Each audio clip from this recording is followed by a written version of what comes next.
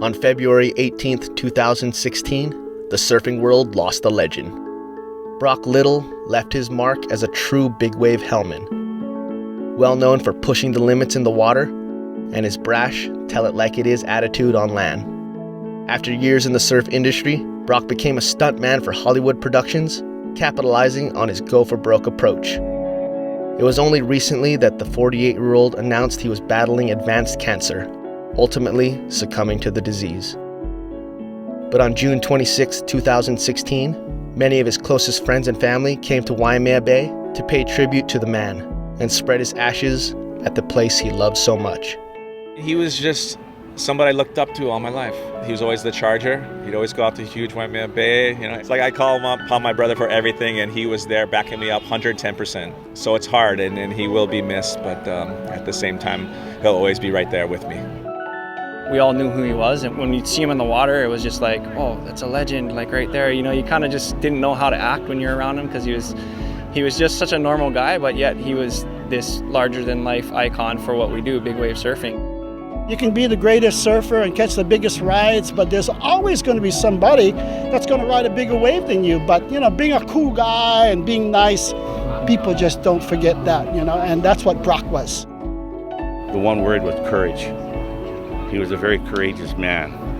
When I seen that ad, you know, Little went big. I went, there it is, right there, you know.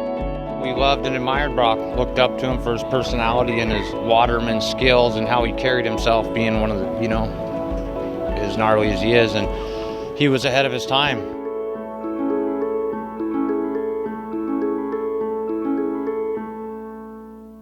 In our kind of inner circle of tight friends, Brock was our mentor, he was our leader, he was our big brother, he was our biggest pain in the ass, and then also he was our watchdog. I guess that kind of epitomizes Brock's character. Just the peanut gallery at the highest level was Brock, you know. He told it like it is, and I think that was one of my favorite attributes to his character. Is he was one of the most honest humans I've ever known. I mean, he's always straightforward, but in a funny Brock way, where he kind of beat you down, you know. Like, I remember when I was 16 years old, I think, and we went and surfed Haleiwa, and it was like, you know, as big as the tent here. And I was pretty scared sitting in the channel, and Brock paddled by. He's like, hey, you know what? Don't worry about it. It's freaking huge out here. Don't even worry. Like, if you're not comfortable, just go in. And we went on the beach, and he's like, yeah, it was big. Let's get some lunch and go home. We went back to the house. As soon as we get to the house, he's all, should have seen SLATER push out. I can remember my first wave out here on a big day. Brock was telling me, go on this one. It was a bomb, I was super deep. I just swung around, didn't even look down the line. I just paddled, and I just remember standing up, and there was a 25-foot left coming at me, and I was just thinking, frickin' Brock. I almost drowned, came back out, and he's all, I didn't think you were gonna go. You know, anytime I saw Brock, how's it going? He goes, living the dream, right? Brock was living the dream. Brock lived the dream.